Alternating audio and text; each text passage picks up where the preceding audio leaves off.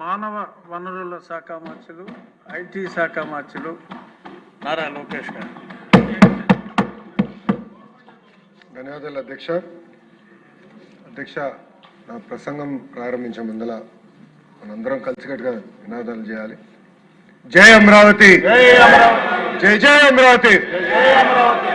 అధ్యక్ష, మనందరం అమరావతి రైతులకి శిరసు ఉంచి నమస్కరించాల్సిన అవసరం ఉంది.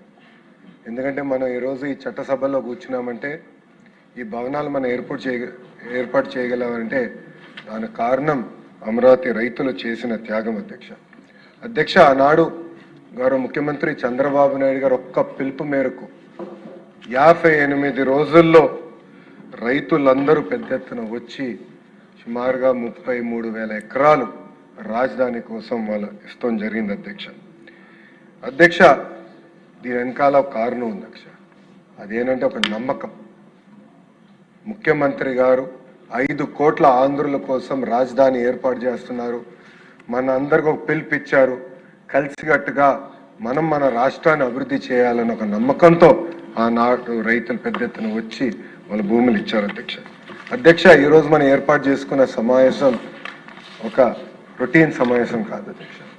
ఈ సమావేశం చరిత్రలోనే నిలబడబోయే సమావేశం. అధ్యక్ష, 5 కోట్ల ఆంధ్రుల భవిష్యత్తు శాశ్వత పునాది వేస్తుంది ఈ సమావేశం.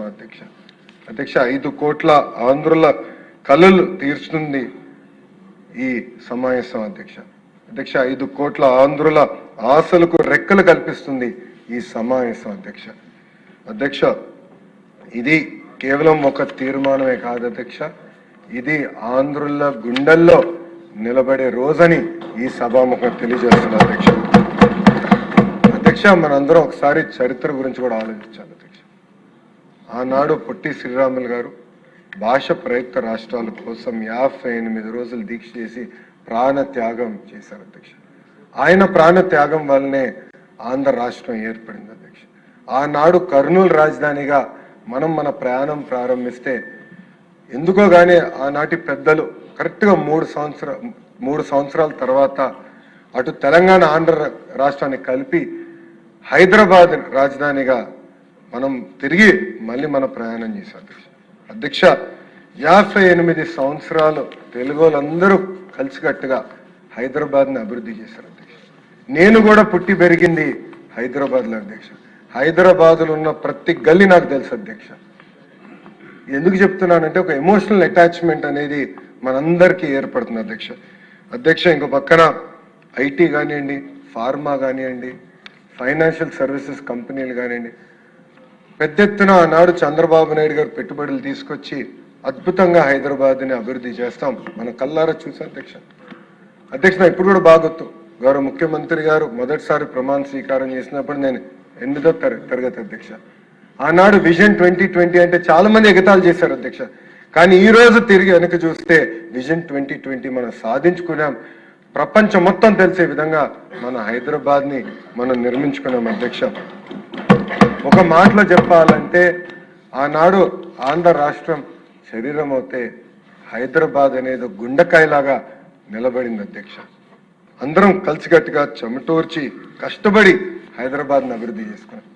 ఇప్పుడే మనోహర్ గారు చెప్పినట్లు ఆనాడు మెజారిటీ సభ్యులు కానివ్వండి, ప్రజలు విభజించదు అని కోరారు. అయినా కూడా పార్లమెంట్లో టీవీలు కట్టేసి చర్చ లేకుండా హైదరాబాద్ని విభజించారు. ఇప్పుడు కూడా బాధ మనందరిలో ఉంది. ఏం తప్పు చేశాం, ఒక్క క్షణంలో మమ్మల్ని విభజించారు, ఒక్క సరిగ్గా కూడా మాట్లాడలేదే, మన అవసరాలు కూడా తెలుసుకోలేదన్న బాధ ఈ రోజు కూడా మనందరిలో ఉంది.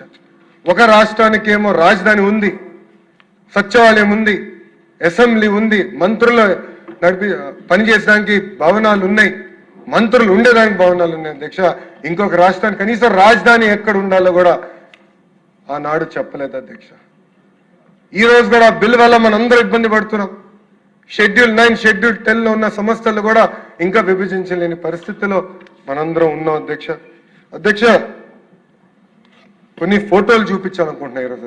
మొదటిది, ఆనాడు గౌరవ ముఖ్యమంత్రి గారు మనకిచ్చిన భవనాలు ఎలా ఉన్నాయి హైదరాబాద్లో చూసాం.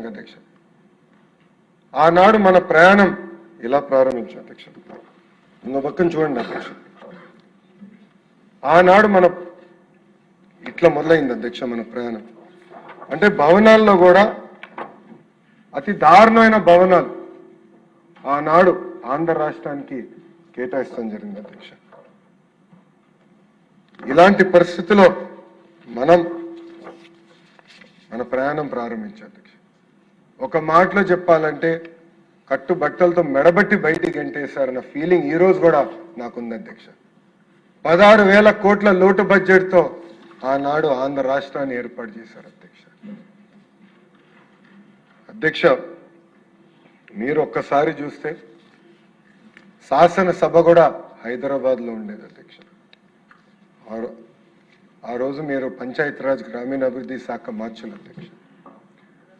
శాసనసభ సాక్షిగా వేగంగా మన రాజధానిని నిర్మించుకోవాలి, కృష్ణా గుంటూరు మధ్యలో 5 కోట్ల ఆంధ్రుల కోసం రాజధాని ఏర్పాటు చేస్తాం, అభివృద్ధి వికేంద్రీకరణ చేసి చూపిస్తామని ఆనాడు గౌరవ ముఖ్యమంత్రి శ్రీ నారా చంద్రబాబు నాయుడు గారు చెప్పారు అధ్యక్ష. అధ్యక్ష, ఆ రోజు ప్రతిపక్షంలో ఉన్న జగన్మోహన్ రెడ్డి గారు నుంచుని ఇప్పటికీ చిన్న రాష్ట్రం అయ్యాం, ప్రాంతీయ విద్వేషాలు నేను రెచ్చగొట్టేదానికి సిద్ధంగా లేను, అందుకే అమరావతికి సంపూర్ణ మద్దతు తెలుపుతున్నానని చెప్పారు అధ్యక్ష. అధ్యక్ష, ఆనాడు జనసేన పార్టీ కానివ్వండి, భారతీయ జనతా పార్టీ కూడా ముందు